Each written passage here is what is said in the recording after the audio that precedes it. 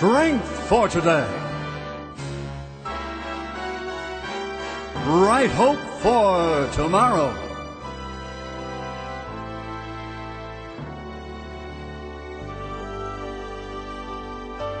Welcome to Strength for Today, an inspirational message from the Abilene pulpit, the preaching and teaching ministry of Abilene Baptist Church. You're invited to join this vibrant fellowship as Pastor Bill Harrell presents a message from God's Word, which will bring you strength for today and bright hope for tomorrow.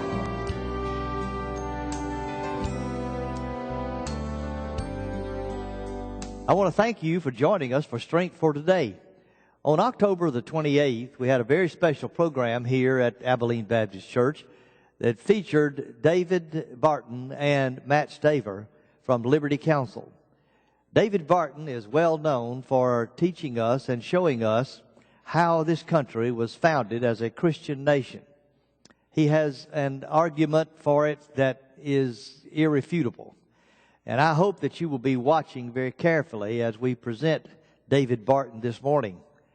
Next Sunday, we're going to present Matthew Staver, who is the president of Liberty Council. And Matt Staver delivered a wonderful, wonderful message that night. So this morning, we're going to have David Barton. And then next Sunday morning, we're going to have Matthew Staver. So I want to ask you to join us for these 2 Sundays and listen very carefully, because America needs to hear what these 2 men had to say. Thank you for joining us today. God bless you.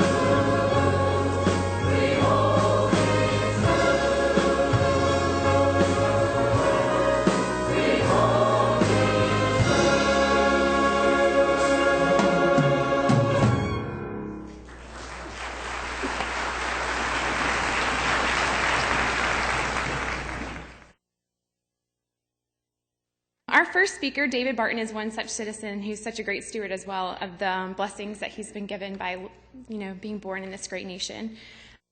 You've likely seen him on a national news program or two. He spent a good part of his life making sure that we, as a blessed nation, don't forget the people, sacrifices, and commitments that made us that way and that will keep us that way.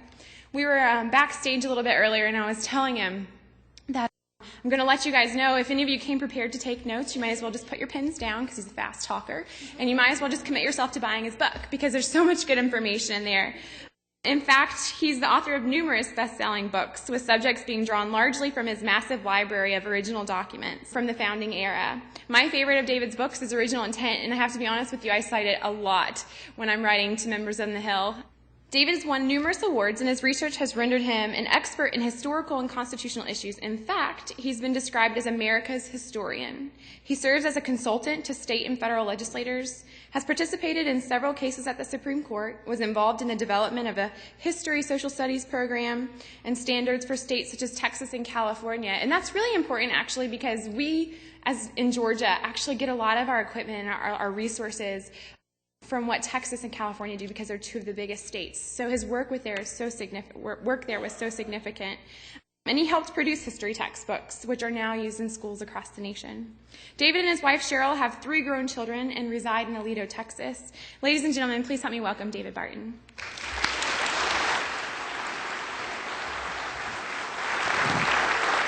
Thanks, Mandy. It is good to be with you.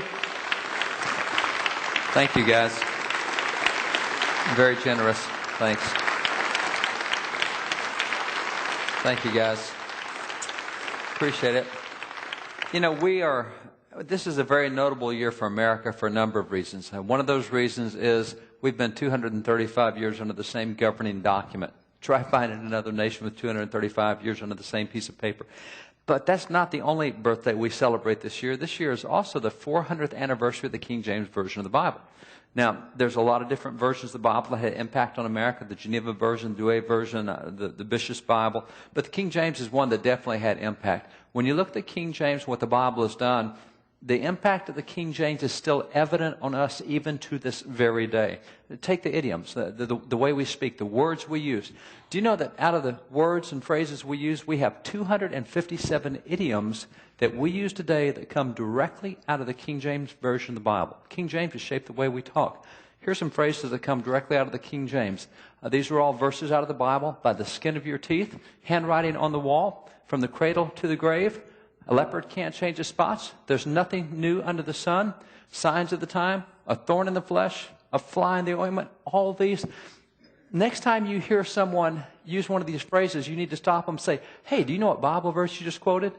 And of course, they'll say, no, I don't. What Bible verse was that? So you better know before you ask the question because they're going to turn around and ask you. Nonetheless, the King James has shaped the way we talk in America to this very day. Furthermore, when you look at folks like Shakespeare, literature and fine arts and that whole arena, Shakespeare is certainly a leader there. The plays and tragedies and comedies that he wrote 400 years ago, we still do today. There are so many Hollywood movies that are based on Shakespeare plays and tragedies and comedies. Broadway still does Shakespeare. High school plays do Shakespeare. Interesting thing, the actors that reenact Shakespeare, I'll just about guarantee you, most of them have no clue that so much of the dialogue that they are using from Shakespeare is actually Bible verses. Do you know there are 2,000 Bible verses in Shakespeare's dialogue? He just puts it in there as part of see again, even our fine arts. That's why the Bible has so shaped so many areas of our life. That's why President John Quincy Adams said this. He says, with regard to the history contained in the Bible, it is not so much praiseworthy to be acquainted with it as it is shameful to be ignorant of it. You see, today we say, oh, you know the Bible? Well, that's really great. Back then they said, you don't know the Bible? You got to be kidding me. What a reversal. We think it's a really praiseworthy thing. Back then, not to know the Bible is a very shameful thing. How can you be educated? How can you know fine arts or how can you know all these other areas if you don't know the Bible?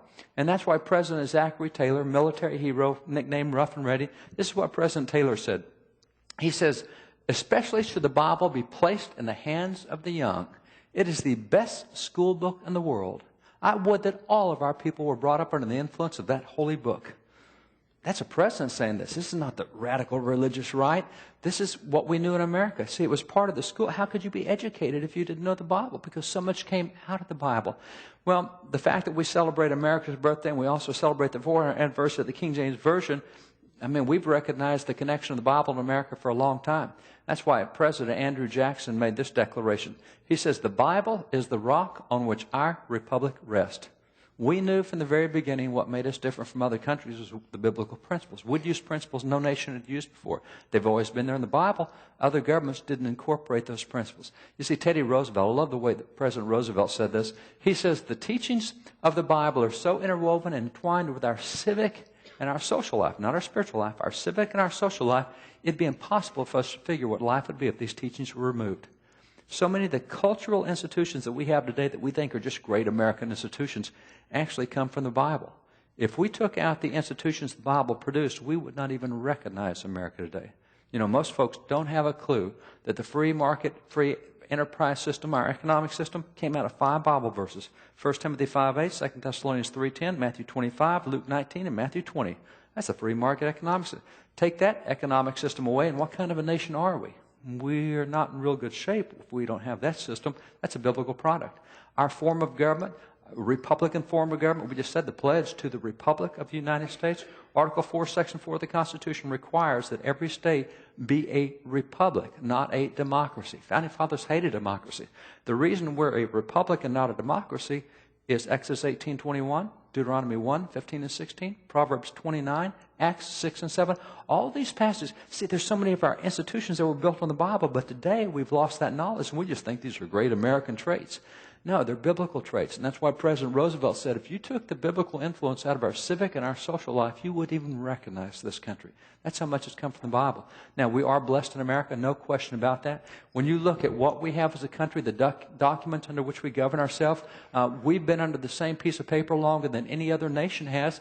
I mean, there's 192 nations at the United Nations this year. And that number goes up and down every year depending on who's had a war or revolution or whatever.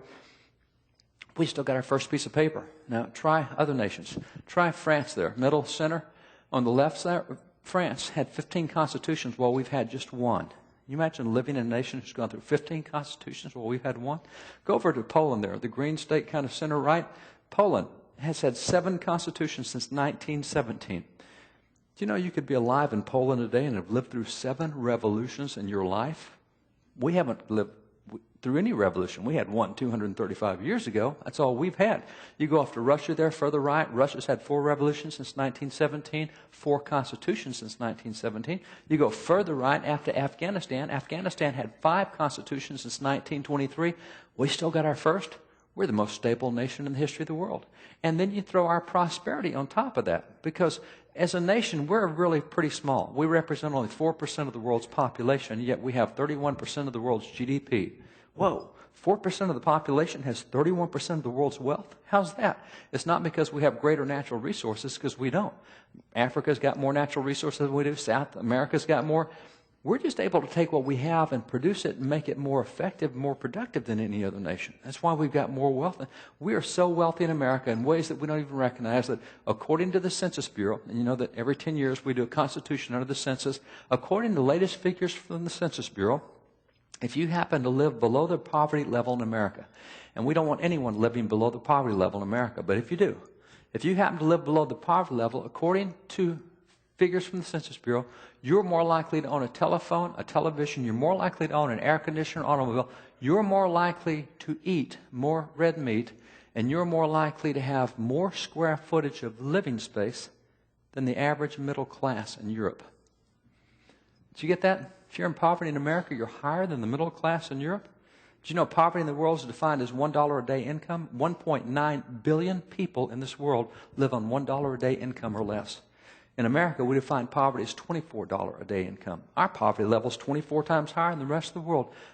Being in poverty in America is higher than middle class in Europe. See, this is why people from every nation in the world want to come to America and live in poverty. If they can just live in poverty here, they've elevated their lifestyle. I mean, it's such a... we're so used to our blessings, we don't even appreciate them. See, what we have is known as American exceptionalism. This is a title that was given us in 1831 by Alexis de Tocqueville, who traveled America. He said, man, what the Americans have is exceptional. I don't think any other nation will have what they have. Where'd it come from? Well, this is where when you look in our textbooks today, when we say, well, kids, why is America the nation it is? We invariably say, well, the leader's responsible for this, and we go to a bunch of political leaders. We say, well, there was George Washington, and there was Thomas Jefferson, and there was John Hancock, and you got John Adams, and those are great. I mean, those guys did a whole lot, and we appreciate them. The difference is 200 years ago, if you asked them who was responsible for what we enjoyed, they gave you a whole different list of names. 1816, John Adams, 40 years after the American Revolution. You have a whole new generation of Americans come along. They don't know where all these rights came from. They said, where'd all this stuff come from? And Adams said, well, if you want to know who's responsible for what you're enjoying today, he said, right up top, you got to put the Reverend Dr. Samuel Cooper. You got to put the Reverend Dr. Jonathan Mayhew. Now you got the Reverend George Whitefield. And don't forget the Reverend Dr. Charles Johnson. He goes through and lists all these preachers and says these are the guys responsible. Now, we might recognize Whitefield. We don't know much about him, but we recognize the name. But do we know anything about Mayhew or Cooper or Chauncey? Not today. But yet that's who the political leaders pointed to and said, these are the guys responsible. We don't talk about preachers today in textbooks, whether they're white, black, white, doesn't matter. I mean, who in the world is Richard Allen? Or who in the world is Absalom Jones or John Moran or Lemuel Haynes? All these preachers, black and white, who had such a huge impact on the American founding. Matter of fact, let me just throw another preacher up here. Harry Hoosier. Harry Hoosier was a famous preacher in the First Great Awakening, and that's when you had Gilbert Tennant and Samuel Davies, and you had Jonathan Edwards and George Whitefield, and you had Francis Asbury and Bishop Coke, and all these guys. Harry Hoosier actually drew larger crowds in the Great Awakening than the famous guys like Francis Asbury and Bishop Coke and these other guys. Benjamin Rush, signer of the Declaration, said that he heard Harry Hoosier preach. He said, he's the best orator I've ever heard in my life. And he knew Patrick Henry and all these other guys. He said, Hoosier's the best guy I've ever heard. Hoosier. Anybody recognize that last name? Does that seem familiar to anybody? I wonder how many people in Indiana know they've been named after a black evangelist. Harry Hoosier preached all over that country, and as people got converted and their lives were changed, and they turned their lives around, they had a whole different lifestyle, people would say, oh, it's another one of those Hoosier guys. Somebody converted by Harry Hoosier. That's where the nickname came from. We don't even have a clue there was a black preacher named Harry Hoosier, much less that he had such significant impact. The whole state nickname is named after the preacher. Man, we don't know this. That's the kind of impact we had. Now, why would John Adams have pointed to a bunch of preachers and said, these are the guys responsible for what we enjoy today? Well, it's simple. When you take the Declaration, it starts with 155 words up top. They give 6 principles of government. Everything in the Constitution lines up with one of those 6 principles of government. They then give you 27 grievances showing how rights have been violated. And when you look at those rights that they set forth in the Declaration, there are rights that have been set forth in no previous government document. This was radical stuff. Striking thing. Do you know that every single one of the rights set forth in the Declaration of Independence had been preached from the American pulpit prior to 1763? You know what that means? That means the Declaration of Independence is nothing more than a listen to the sermons we've been hearing in church for the 20 years leading up to the American Revolution. That's why John Adams and these other guys pointed to the preacher and said, these are the guys responsible. Now, you look at that declaration, and it was done by 56 founding fathers. Those 56 founding fathers, the records of Congress tell us the first time they ever got together. It wasn't in 1776 when they signed the Declaration. First time they got together was in 1774, September the 6th, 1774. If you read in the records of Congress, go online, go to the library, you can read it. Reading the records of Congress, you'll say, oh, look, the founding fathers opened with prayer. First time they got together. You keep reading, you'll say, that wasn't a dinky little prayer, was it? No. According to historical sources, the original prayer in Congress lasted for several hours that they prayed when they got together in Congress. I mean, it'd be great to get churches to pray for several hours, but we used to have Congress pray for several hours. And they didn't just pray. John Adams said that morning in Congress, they studied 4 chapters of the Bible together that morning in Congress. He said that God so spoke to them out of that Bible study, so built their faith from what they saw, especially in Psalm 35, that it just changed their whole attitude on the outcome of the revolution. He wrote his wife Abigail, and he said, Abigail, he said, I must beg you to read that psalm. Read the 35th Psalm. Read it to your friends. Read it to your father. He said, Abigail, you got to see what God showed us in Psalm 35 today. This is incredible. And by the way, after you read it, you show it to your friends. Then you show it to your dad. And her dad was a pastor of their church, Reverend William Smith. He said, you got to let everybody see what God showed us in Psalm 35. We didn't even know they had a prayer, much less a Bible study, much less God spoke to him out of the Bible study, but he didn't stop there. He said, Abigail, he said, we've appointed a continental fast. He said, millions will be up on their knees at once before their great Creator, imploring his forgiveness and blessings. His smiles on American council and arms. He said, can you imagine the impact of having 3 million people pray and fast?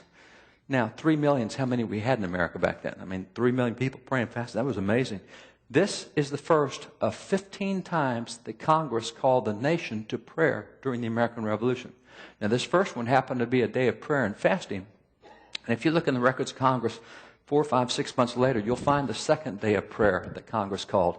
But it's not prayer and fasting. They say, you remember that prayer and fasting day we had a few months ago? Look how God's answered our prayers. We need a day of thanksgiving. And so you'll find the second one is the day of Thanksgiving. You look in the records of Congress 4, 5, 6 months later, you'll find the third day of prayer. But it's not a day of Thanksgiving. It's, oh man, we got a lot of stuff going again. We got to get a hold of God. We got to do another day of prayer and fasting. And then 4, 5, 6 months after that's a day of prayer. It goes 15 times back and forth. Fasting, Thanksgiving, 15 times. Do you know by 1815, they had issued 1,400 government-issued calls to prayer in America. Wow, these guys really believed in public prayer, didn't they? Yeah, they believed in having the nation pray. And today we're told, oh, no, they're a bunch of secular guys. They wouldn't want prayer at school. They wouldn't want prayer at city council. Really? And they called the people to prayer. By 1815, they'd done it 1,400 times by government. These guys were into prayer. Now, this obviously was the first day of prayer and fasting back there that John Adams was telling Abigail about, first national call to prayer and fasting. And it just took him a few weeks later, and you read his letters, he said, Abigail, he said, you're not going to believe what's happening. He said, remember that day of prayer and fasting we had? Because what we got is we got a bunch of shopkeepers and a bunch of farmers and a bunch of school teachers, a bunch of non-professional military guys taking on the world's greatest military and winning. And we're winning battles we got no business winning. And he knew that. And so as he looks at it, this doesn't even make sense. I mean, as he looked at what was happening and he told Abigail, he said, you're not going to believe it. And he would go through and list all this stuff. How did John Adams, how in the world could he explain what he was seeing? This is what he told Abigail. And they were all talking, and this is the conclusion they reached. He says, well, it appears to me the eternal Son of God is operating powerfully against the British nation. I mean, it's like, it sure ain't us. You know, this is God showing up here because there's no reason we should be winning this stuff. That was the perspective they had. You'll find that throughout the Revolution. By the time you get to 1778, George Washington, Commander-in-Chief, who had been through so many battles, he actually wrote a letter to one of his subordinate generals, Thomas Nelson. Thomas Nelson's the signer of the Declaration. He wrote General Nelson and said, Thomas, he said, you and I have been in all these battles. We've seen all this stuff happen. He says, the hand of providence has been so conspicuous in all this that he must be worse than an infidel that lacks faith, and more than wicked that hath not gratitude enough to acknowledge his obligations. He said, Thomas, if you've seen what you and I have seen in these battles, if you've seen that and you don't feel an obligation to stop and show gratitude to God, if you've seen this and you don't feel an obligation, he said, you're worse than that. No, you're not worse than infidel. You're just flat wicked. I mean, that's the commander-in-chief saying, if you've seen what we've seen and you don't feel an obligation to have gratitude to God for what he's done, he said, you're just flat wicked. That's the commander-in-chief's perspective on this. We see that all the way through the Revolution. We finally end the Revolution in 1781. In 1781, at Yorktown, the British lay down their arms, and so now we're officially an independent nation, at least militarily wise. Now, it's striking because what Yorktown did was it put us out from under the laws of the British kings. Doesn't matter what the British kings say anymore because we're no longer a British colony. The reason that was significant was a number of laws had been passed by the British, but one particular, 150 years earlier, the British had passed a law that says, if you live in America, you're not allowed to print any Bible in the English language. You say we had a British determined church. Whatever the king was, we would be. If the king's Catholic, we'll use a Catholic Bible. If he's Anglican, we'll use an Anglican Bible. Whatever he is, that's what we're going to be. But we're not under that law anymore. So within 1 month of Yorktown, the first plan is presented to print the first English language Bible in America. That Bible rolled off the presses 11 months later. It's called the Bible of the American Revolution. It's one of the rarest books in the world. The Bible of the Revolution came about as a result of Yorktown. And the Bible of the Revolution, they printed 10,000 of them originally. There's 22 left in the world. I have one. Library of Congress has one. We're very blessed at Wall Builders. We own about 100,000 documents from before 1812. I own thousands of the handwritten documents of George Washington and Jefferson and Adams. I've got one of these Bibles, the Revolution. Now, here it is, the first Bible printed in English in America. Really cool. Do you know who printed it? The Congress of the United States printed it. You got to be kidding me. Why would Congress print a Bible? They tell us in the memorial in Congress. The memorial in Congress says very simply, they said, well, this edition of the Bible is a neat addition to the Holy Scriptures for the use of schools. Really? I thought the Founding Fathers didn't want the Bible in school. I mean, here's the handwritten document. You see right there? A neat addition to the Holy Scriptures for the use of school. See, we're told the Founding Fathers didn't want the Bible in schools. That's not history. We had the first Bible in school back in 1647. The first public school law in America was called the Old Deluder Satan Act. It says because it's the chief project of the old deluder Satan to keep us out of the Scriptures, we ain't going to let it happen. We're starting public schools to make sure everybody knows the Scriptures. Founding Fathers kept it going that way, and went that way till June the 17th of 1963. 2 court cases, Abney Shemp and Murray Curlett. The court said, yeah, we've been doing this Bible and school things for 320 years, but it's time to do something different. We need secular education. That's a brand new direction. We think the way it's been the last 50 years is the way it's always been. And it's blamed on the Founding Fathers. Hey, don't blame it on them. They made it really clear they wanted the Bible in schools. And this Bible even contains a congressional endorsement. It says, resolved, the United States and Congress assembled recommend this edition of the Bible to the inhabitants of the United States. A congressional endorsement. It was the very next year, 1783, that we signed the peace treaty that officially secured what they had announced in the Declaration. So 7 years later, after having announced their separation, now we've got a peace treaty to prove it. These three guys here, John Jay on the left, John Adams in the center, Ben Franklin on the right, they signed the peace treaty. You can see that peace treaty today in Washington, D.C., the State Department. Go up on the 6th floor of the John Quincy Adams State Drawing Room. You see this treaty right there. See, there's 10 articles in it. And you see the 4 signatures at the bottom, the wax seals? David Hartley, the British ambassador, John Adams, Ben Franklin, John Jay, the 3 Americans. Look at the title on the document that secured our independence. The title says, in the name of the most holy and undivided Trinity. I could be wrong, but that sounds Christian to me. Oh, no. Our Founding Fathers would never want under God in the pledge, and they wouldn't want in God we trust them. Really? And the document that secured what they had fought for us to enjoy starts with the Trinitarian invocation in the name of the Father and Son and the Holy Ghost, in the name of the Holy and Most Undivided Trinity. See, John Adams was there from start to finish. John Adams signed the document, the Declaration. He signed the last document, the peace treaty. That's why John Adams, who was there all the way through, had no trouble saying the general principles on which the fathers achieved independence were the general principles of Christianity. That's as clear as you can say it. But today, we say exactly the opposite. I love collecting articles like this. This one out of the Los Angeles Times. It says, America's unchristian beginnings. It says the Founding Fathers were deists who rejected the divinity of Jesus. A whole chain of newspapers out on the East Coast ran this article. The authors of the Declaration were enemies of Christ. And then, I've got to love professors. You know, folks like Stephen Morse, who says the Founding Fathers were not Christians. I don't care what John Adams says. I've got a PhD. He doesn't know what he was talking about.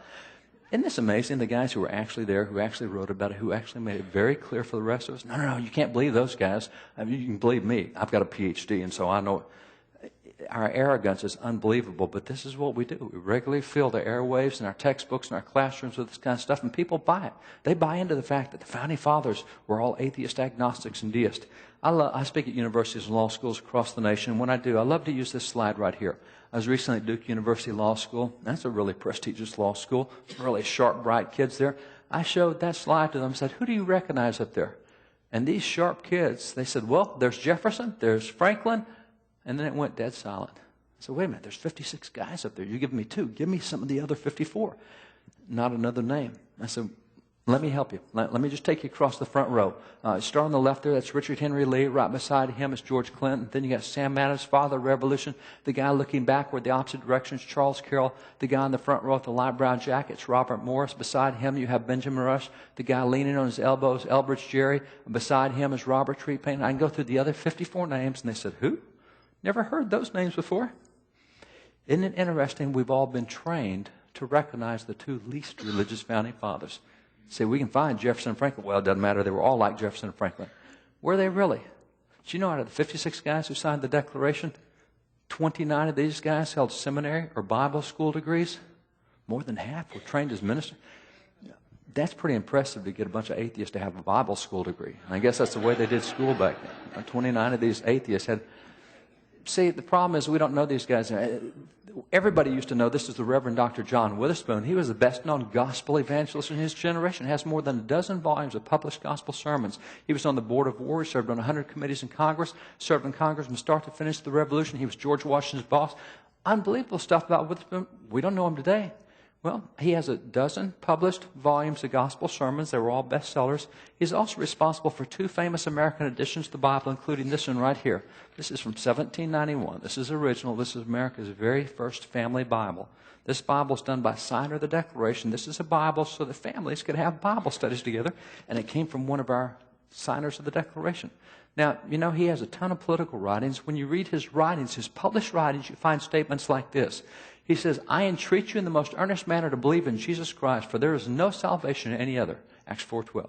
If you're not reconciled to God through Jesus Christ, if you're not clothed with the spotless robe of his righteousness, you must forever perish. Now, I could be wrong again, but that sounds evangelical to me. I'm just not used to atheists talking like that. And he's one of our great atheist, agnostic, deist founding fathers. Same thing happens when you get to Dr. Benjamin Rush.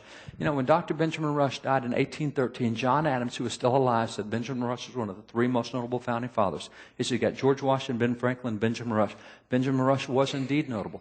Benjamin Rush is called the father of modern medicine, father of American medicine.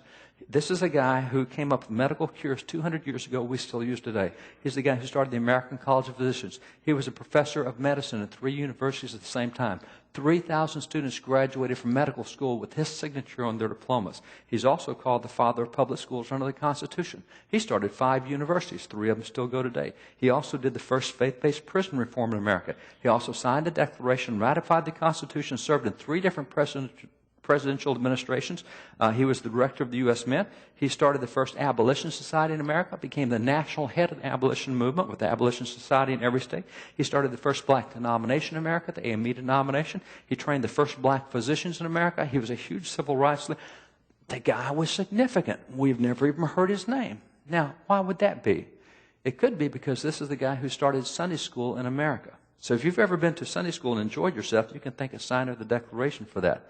And on top of that, he's the man responsible for this document right here. This is the Constitution to America's very first Bible Society. Now, why would he start a Bible Society? He tells us right here. He said, if we can get Americans to read the Bible, he said, 2 things will happen. He said, number 1, they'll become Christians. They'll find out how to have a personal relationship with God through Jesus Christ. He said, number 2, if we can get Americans to read the Bible and then obey what they read, he says we will solve all of our social problems. We won't have crime. We won't have slavery. He went through all this stuff. And so his objective was to get a Bible in the hands of every American. And in looking to do that, he came up with a new way to print books. That new way of printing books was called stereotyped printing, a new form of mass production. Here's the result.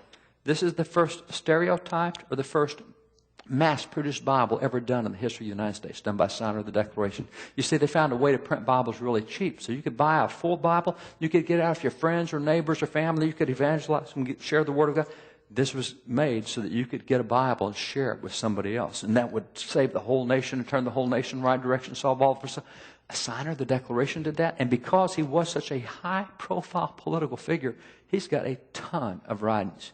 You read his public writing, and remember, he's one of the 3 most notable, according to folks like John Adams. You read his political writings, you find statements like this. He says this. He says, my only hope of salvation is the infinite, transcendent love of God manifested to the world by the death of his Son upon the cross. Nothing but his blood will wash away my sins. I rely exclusively upon it. Come, Lord Jesus, come quickly. Again, that sounds evangelical to me, but who's ever heard of Dr. Benjamin Rush? Same thing when you go to Roger Sherman. Roger Sherman is the only founding father to sign all 4 founding documents. Articles of Association, 1774. Declaration of Independence, 1776. Signed the Articles of Confederation, 1781. Signed the U.S. Constitution, 1787. He is called a master builder of the U.S. Constitution. He's the 3rd most active member of the Constitutional Convention. He's the guy who came up with the bicameral system of government, whereby we get a House and a Senate. He's also the guy who came up with the Electoral College. Really brilliant idea so that not only people, but the states get to have a voice. If it wasn't for the Electoral College, presidential candidates would run up the East Coast, run back down the West Coast. They'd never bother anybody in the center because you got more than half the population just on the coast. There's no reason to have an Iowa primary. There's no reason to have a New Hampshire primary. There's no reason to have Nevada. But because the Electoral College, every state gets to have a voice in the presidential election. So it's a brilliant system that he's given us. He's also a framer of the Bill of Rights. He's the guy who got George Washington to the first ever federal Thanksgiving proclamation. I mean, this guy is significant. He's also a judge. He was also the mayor of New Haven, Connecticut. I mean, he's really, really famous. And he's also a theologian. He wrote the entire doctrinal creed for his denomination in Connecticut. Matter of fact, if you read his public writings, you'll find statements like this. He says, God commands all men everywhere to repent. He also commands them to believe in the Lord Jesus Christ and assures that all who do repent and believe shall be saved. He says, God has promised to bestow eternal blessings on all those who are willing to accept Him on the terms of the gospel. That is, in a way of free grace through the atonement. Wow, that sounds pretty orthodox. Well, it ought to. He's a Christian theologian. Of course, we don't recognize him today. And by the way, he served in Congress for a long time. This is one of the original newspapers we have. You see it dated there, 1837. Look what it says about Roger Sherman. It says, the volume which he consulted more than any other was the Bible. It was his custom at the commencement of every session of Congress to purchase a copy of the Scriptures, to peruse it daily, and to present it to one of his children on his return. Every time he went to Congress, he had a brand new Bible with him. As he's in Congress and listening to everything and working, he'd take time and do his Bible studies. And he writes notes out in the margin on what the Lord showed him in a particular verse. And when he gets home at the end of the session, he'd give it to one of his kids. And his kids go, whoa, this is a big-time keepsake. Dad's really famous. I mean, everybody knows Dad. And so it was a keepsake. And by the way, it took him a while to get a Bible to all of his kids. He had 15 kids. You got to read through the Bible a lot of times to get the Bible to all the kids that way. But you see, these guys believed you should read through the Bible from cover to cover once every year. He did, Dr. Benjamin Rush did, John Quincy Adams did, Elias Boudinot did, John Jay did. There's so many of these founding fathers believed you should read the Bible cover to cover once a year. That was his practice. But who's ever heard of Roger Sherman today? I could go through a lot more, but I'll give you one more example. Charles Carroll. You see Charles Carroll there? Charles Carroll lived to be 95 years old as a signer of the Declaration. Now, I know that's not real impressive today because we all know people who've lived in their 90s. I mean, after all, the average lifespan in America now is nearly 80 years old. Yeah, but you know what the average lifespan was in America when they signed the Declaration? Average lifespan in America in 1776 was 35 years old. Whoa, and he lived to be 95? 35 was the average. You know, if you happen to be a senior in high school now, and you had lived in America back then, you would have already had your midlife crisis. I mean... At 18 years old, your life is half over, man. You're sliding into the grave at 18. You imagine a lifespan of 35 back in 1776, and he outlived his kids, he outlived his grandkids, and one of his family members wrote him one day and said, Charles, you will die someday. And when you do die, are you ready to meet God when you die? And this was his answer right here. That's his handwritten letter. This particular letter, I'll put it up here on the screen where you can see it. This letter, you see there, signed at the bottom, Charles Carroll of Carrollton, same way he signed the Declaration. Up top, it says 1825, which makes him 89 years old at the time. And the question is, are you ready to meet God when you die? And he answers here, he says, of course I am. See that? He says, of course I am. He says, on the mercy of my Redeemer, I rely for salvation, and on His merits, not on the works I've done in obedience to His precepts. That's Ephesians 2:8 and 9. By grace you have saved through faith, not of works, lest any should. And this is a sign of the Declaration. And by the way, not only did he live to be 95, but of the 56 signers, he lived to be the last signer of the Declaration. On the 4th of July, 1826, on the Jubilee of the Declaration, 4th of July, 50 years after they signed it, on that very day, John Adams and Thomas Jefferson died, leaving Charles Carroll the only one of the 56 still left alive. At that point, New York City wrote him and said, Charles, you're the last one left alive that birthed this nation decades ago. You've seen the change over the past decades. We, being from New York, we're one of the original 13 colonies. We have an original copy of the Declaration of Independence. We're going to send you that copy. We want you to write your final thoughts. Inscribe on there your final thought as you look back over America decades later. What do you think? And so they sent him a copy of the Declaration. Now, when you see the Declaration, it doesn't look like what we're used to today, because the Declaration with all the signatures on it was not done on July the 4th. July the 4th, just two guys signed it, John Hancock and Charles Thompson. 17th of July, somebody made a motion and said, why don't we make a really big, pretty one that we can all sign? And so they all signed it on the 2nd of August. Well, they sent him an original Declaration. It's not like what we're used to seeing today. And so he writes on there his final thoughts about America. He's the last guy alive that helped birth this nation decades ago. What did he write on that Declaration that they display in New York City Hall, New York City? This is what he said. He said, I'm grateful to Almighty God for the blessings which, through Jesus Christ our Lord, He's conferred on my beloved country.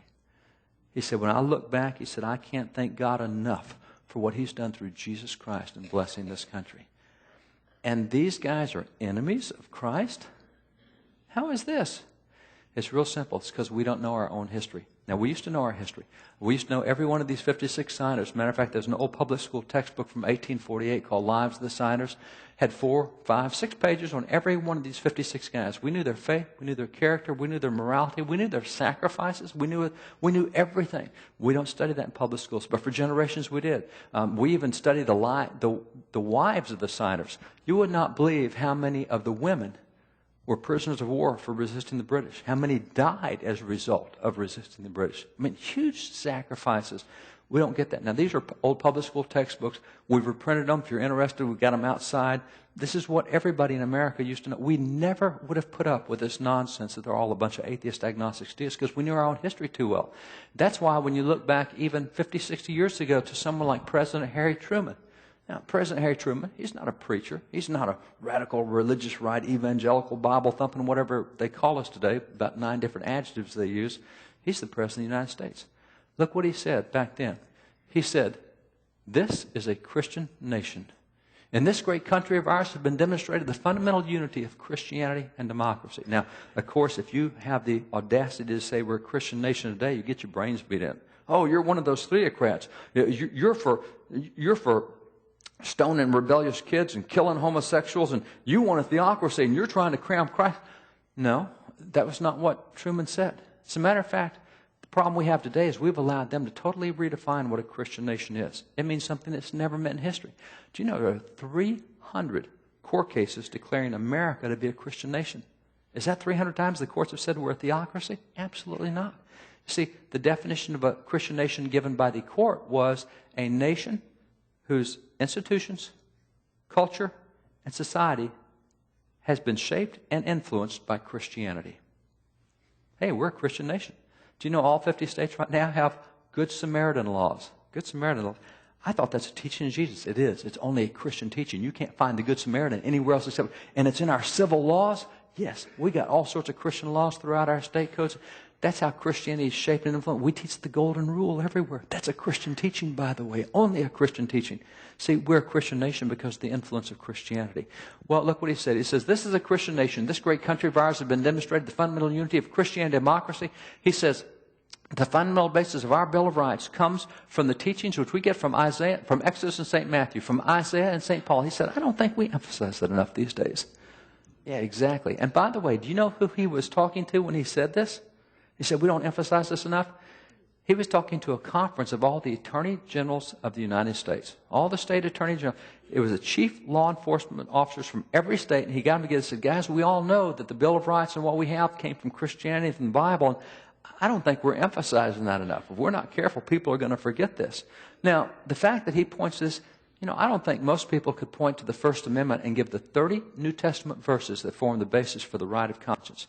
I don't think most people could point to the Second Amendment and give the Bible verses that support the biblical right of self-defense. I don't think most people could point to the Third Amendment and give the Bible verses that form the sanctity of the home, or the Fifth Amendment on private property protection. The Seventh Amendment. Why is it that we get a right to confront our accuser? Go check out Proverbs 18:17. I mean, we used to know every one of these Bible verses and how it appeared in the Bill. We don't know that. Oh, no, it's government's a secular doctrine. Constitution, secular doctrine. It's all godless. Really? The chief law enforcement officers, the President of the United States, tell them, hey, guys, we got to remember where this all came from, and we got to keep emphasizing this. See, this is not radical stuff. This is what we all used to know. Now, I have a friend, a Jewish rabbi, Daniel Lapin. Daniel, considered one of the 50 most influential rabbis in America. Very good friend. We talk regularly. We get together regularly. We fellowship regularly. He's not a Christian. Look what Rabbi Lapin says.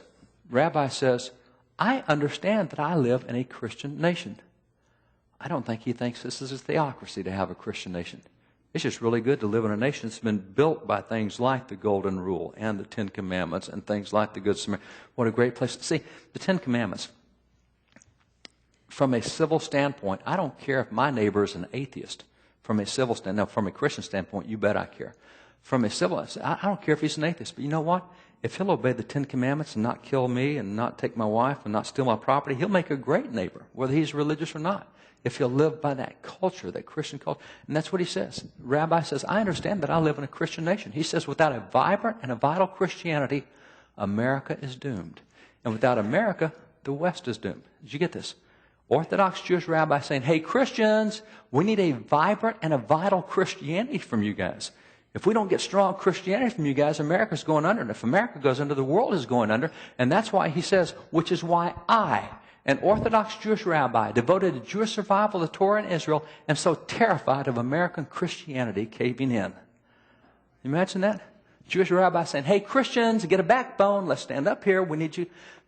He tells me all the time, he said, you know, it's not Jews that's going to save the world from radical Islam because we don't believe in evangelization. He said, you guys believe in evangelization. You'll go get them all saved, and that'll save the world from radical Islam. We Jews won't do anything about it. He's exactly right. And he understands the benefits that come from Christianity. Look what he says. He says, God help Jews if America ever becomes a post-Christian society. Just think of Europe. When you become a secular nation, you lose all sorts of rights. You lose prosperity. You lose stability in government. You lose individual rights, individual liberties. You lose inalienable rights. It all goes away if you're not a Christian nation. And see, that's why it's so important to defend that. By the way, that's what Matt does. Matt and Liberty Council, these guys all the time are out making sure we're not going to become a post-Christian society and policy, that you can have a backbone and stand up for something and not get your brains beat in by a school superintendent or a school principal or a school teacher or a ACLU attorney or whatever else comes at you because you stand up and do what we all know to be right. See, that's the good stuff. So let me close down with a quote from Teddy Roosevelt and then a challenge. Quote from President Roosevelt, and again, remember, this is a president saying this. Look what he said. He says, no candid observer will deny that whatever of good there may be in our American civilization is the product of Christianity. Now, I don't think most people could identify that today, but again, here's a political leader saying what everybody knew. He says, still less can he deny that the grand motives which are working for the elevation and purification of our society are strictly Christian. He says, all that distinguishes us from the pagan world, all that stimulates us in the task of making ourselves better than we are, is Christianity. He says, a belief in Jesus Christ is the very fountainhead of everything that is desirable and praiseworthy in our civilization. The true Christian is the true citizen. Now, in the last 40 to 50 years, we've started saying, no, true Christian doesn't do that citizen stuff. I mean, that's secular. We do the spiritual stuff. We do that, separation church and state. We've gotten away from the citizenship part. We're not as good stewards as we used to be. Now, we're told in Psalms 33:12 that blessed is that nation whose God is the Lord. America is blessed not because we have 4 syllables in our name and we begin and end with the letter A and God's really impressed with us. We're blessed because we had taken biblical principles more so than any other nation and tried to incorporate them and use them. God found something he could bless there. God's no respecter of persons. He's no respecter of nations either. Any nation that will take his principles and use his principles, he'll bless. It's just that America did it more so than the other nations of the world. That's why we've been blessed. But we're also told in Psalms 11:3 that the foundations be destroyed, what do the righteous do? See, this is our responsibility, is protecting the foundations. Those biblical foundations are not going to be protected by the secular left or the academic left or the ACLU or anything else. They're going to be protected by folks like us. And if we refuse to get in the civil arena and protect those foundations, then the true Christian is no longer the true citizen, which is the way it always had been. We're told in Matthew 22:21, you render to Caesar what's Caesar's, you render to God what's God's. In the last 15 years, I have heard church leaders say, now, see, Christians, that's exactly what I'm talking about. You're going to have to make a choice here. You can either render to Caesar what's Caesar's, or you can render to God what's God's, but you can't do both of these things. You got to decide if you want to be secular or you want to be spiritual. Choose one or the other. It's not what Jesus said. He didn't say render to Caesar what's Caesar's or to God what's God's. He said you render to Caesar what's Caesar's and you render to God what's God's. We've got duties in both worlds, not just one or the other. We can't just check out and say, I refuse to be salt and light. It is really rough in that arena. When I get involved, they yell at me and call me all sorts of names. So what? You got to be a citizen. You got to get involved. You got to be a good citizen. So here's the challenge I'll close with. It comes from a man named Matthias Burnett. He's a preacher in Connecticut. And I don't know if you knew this, but for 170 years in American history, it was tradition that state legislatures opened the state legislative session every year by having the governor, lieutenant governor come together, House and Senate, and they brought a preacher in to speak to the entire state government assembled. That's because the Bible gives so much guidance on economic issues or education issues or immigration issues. Whatever the state was facing, the Bible had a solution. 170 years. That's the way we started state legislative sessions. Well, he spoke to the Connecticut legislature in 1803. He started off their state session. After he finished speaking to all the newly elected officials in the House and Senate, Governor John Trumbull was the governor that year. After he spoke to all of them, he looked up to the balcony where all the citizens were who had just voted all these guys in office. And he looked at the citizens, and this is what he told them. He said, to God and posterity, you're accountable for your rights and your rulers. Now, a lot of Christians today say, well, time out. I'm not accountable for my ruler. I didn't even vote last election. Exactly. We will stand before God. Founding fathers understood this well. Matthew 25, Luke 19. We'll stand before God, and he's going to say, you know, I gave you your family, or I gave you your life. What'd you do with that? We'll have to account. I gave you your family. What'd you do with that? We'll have to account for that. I gave you your possessions. What'd you do with that? We'll have to account for that. I gave you your government, and I gave you your vote. What did you do with that? Lord, I decided not to do anything. That's the guy in Matthew 25 and Luke 19 decided not to do anything with what the master had given him, and he got in trouble for not using the stewardship he'd been given. God gave us a vote, and he gave us a government, you see, and he says, you guys take care of this till I get back. Now, that's what we're supposed to be doing. We'll answer to him. Why did you vote for that guy? We'll have to answer. See, it's our stewardship. It's our choice, top to bottom, all the way. But posterity is the interesting word here as well. Posterity means unborn generations yet to come. Now we're talking out in the future, and when you start talking out in the future, you start talking eschatology. Now, you know, like I know, that nothing divides the Christian world any more than eschatology. That's where we get so many denominations. I'm an ordained minister. I love theology. I study eschatology like crazy. And you know, like I know, how many versions of eschatology there can be. You can be pre-trib, mid-trib, post-trib, pan-trib, odd-trib, premillennial, postmillennial, panmillennial. There's all the versions out there. And eschatology affects the way a lot of people think about what's going on right now. I get letters from people all the time saying, Barton, we really appreciate what you're trying to do for the country, but you do realize it's a waste of time. We're in the last days. This is all prophesied. There's nothing you can do about it. You know, that may be, and I don't know what your eschatological belief is, and it really doesn't matter, because regardless of what you believe about eschatology, we all have to deal with a single command Jesus gave us in Luke 19:13, where Jesus said, you occupy till I come. See, that's not subject to eschatological interpretation. I hope Jesus comes back tonight and screws up every plan I've got. But just in case he doesn't, what do I leave for posterity? See, and that's what he said. He said, to God and posterity, you're accountable for your rights and your rulers. He said, let not your children have reason to curse you for giving up those rights and prostrating those institutions your fathers delivered to you. See, that's the stewardship side of it, and that's what we're accountable for. We've got to be involved in this thing, and that's what I'm starting to see turn in America. If you're interested in this kind of stuff, you'll find it on the table out there. Find lots of materials from wallbuilders.com. Thank you guys for letting me share with you. God bless you.